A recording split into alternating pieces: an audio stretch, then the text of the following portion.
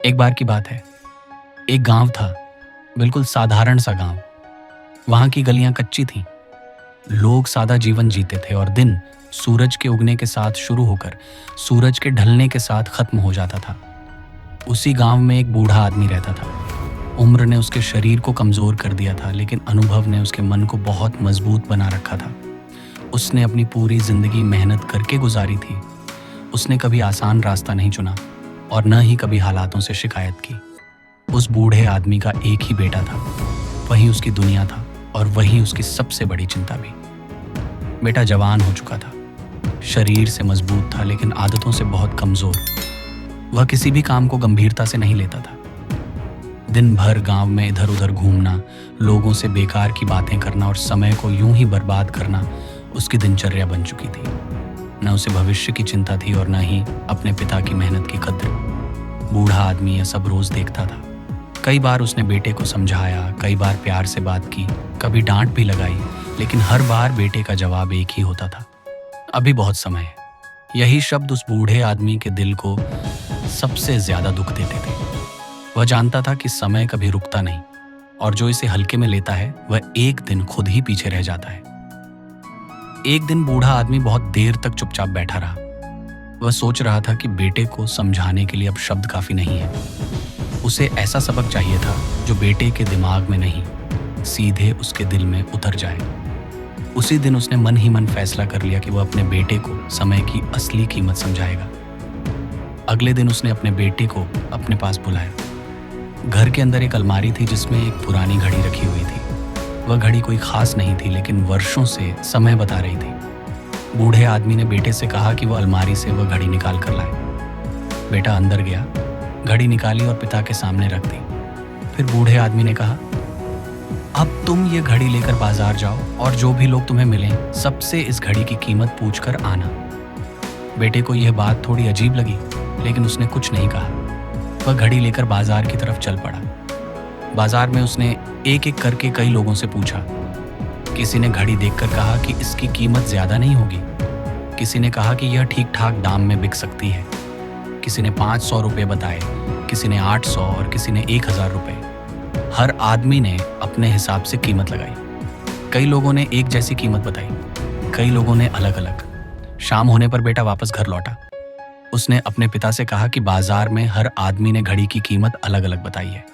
किसी ने कम, किसी ने ज्यादा। बूढ़े आदमी ने उसकी बात ध्यान से सुनी लेकिन कुछ नहीं कहा। बस इतना कहा कि घड़ी वापस अलमारी में रख दो और जाओ। बेटा समझ नहीं पाया कि यह सब क्यों कराया गया, लेकिन उसने सवाल नहीं किया।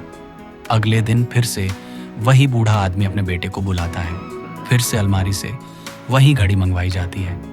बेटा घड़ी लेकर आता है। इस बार बूढ़ा आदमी थोड़ा रुकता है और फिर कहता है, आज तुम बाजार जाओ और लोगों से यह पूछो कि इस घड़ी के अंदर जो समय चल रहा है उसकी कीमत क्या है।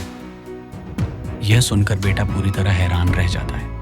उसे समझ नहीं आता कि उसके पिता उससे ऐसा सवाल क्यों पूछवा रहे हैं। मन में उलझन होती है, लेकिन वह फिर भी घड़ी लेकर बाजार की तरफ चल देता है। जब वह लोगों से यह सवाल पूछता है तो लोगों की प्रतिक्रिया बिल्कुल अलग होती है। कोई उसे अजीब नजरों से देखता है, कोई हंसने लगता है, किसी को लगता है कि शायद यह लड़का ठीक नहीं है। कल वही लड़का घड़ी की कीमत पूछ रहा था और आज समय की कीमत पूछ रहा है। कुछ लोग उसे वहां से भगा देते हैं, कुछ लोग उसका मजाक उड़ाते हैं। लड़का परेशान हो जाता है, उसका मन भारी हो जाता है। उसे समझ नहीं आता कि यह सब उसके साथ क्यों हो रहा है। वह सोचता है कि शायद वह कुछ गलत कर रहा है। निराश होकर वह बाजार के आखिरी छोर पर एक बूढ़े दुकानदार की दुकान पर पहुंचता है। वह बूढ़ा दुकानदार बहुत व्यस्त था, लेकिन लड़के का सवाल सुनते ही वह समझ जाता है कि यह लड़का क्या जानना चाहता है। वह कुछ देर अपना काम रोकता है और लड़के से शांत स्वर में बात करता है। वह कहता है कि समय ऐसी चीज है जिसकी कोई कीमत नहीं लगाई जा सकती। तुम करोड़ों रुपए देकर भी अपनी जिंदगी का एक सेकंड वापस नहीं ला सकते। समय न खरीदा जा सकता है और न ही जमा करके रखा जा सकता है। वह बस चलता रहता है। वह बूढ़ा दुकानदार आगे कहता है कि समय की एक बुरी बात यह है कि वह गुजर जाता है और कभी लौटकर नहीं आता। लेकिन समय की एक अच्छी बात यह भी है कि उसे किन चीजों में खर्च करना है, ये इंसान के हाथ में होता है। हर इंसान को दिन में 24 घंटे मिलते हैं, अमीर को भी और गरीब को भी। फर्क सिर्फ इस बात से पड़ता है कि कोई उन घंटों से कुछ बनाता है और कोई उन्हें यूं ही गंवा देता है। इन बातों को सुनते ही लड़के की आंखें खुल सी जाती हैं। उसे पहली बार एहसास होता है कि वह सिर्फ समय नहीं गंवा रहा था, बल्कि अपनी ही जिंदगी को बेवजह टाल रहा था। उसके भीतर एक बड़ा बदलाव होने लगता है। वह घड़ी लेकर घर लौटता है और अपने पिता को सारी बात बताता है। पिता कुछ नहीं कहते, बस चुपचाप उसे देखते रहते हैं। उस दिन के बाद से लड़के की जिंदगी धीरे धीरे बदलने लगती है। वह समय की कद्र करने लगता है। वह समझने लगता है कि हर बीतता हुआ पल कभी वापस नहीं आएगा। समय के साथ साथ वही लड़का, जिसे कभी नालायक और कामचोर कहा जाता था, अपनी जिंदगी को सही दिशा में ले जाने लगता है। उसके अंदर जिम्मेदारी की समझ आने लगती है और उसके पिता के चेहरे पर संतोष दिखाई देने लगता है। दोस्तों, कहा जाता है कि समय सबके लिए फ्री होता है, लेकिन वह प्राइसलेस होता है। उसे खरीदा नहीं जा सकता, लेकिन इस्तेमाल किया जा सकता है। उसे संभाल कर रखा नहीं जा सकता, लेकिन सही जगह खर्च किया जा सकता है। और अगर एक बार समय हाथ से निकल जाए तो वह कभी वापस नहीं आता।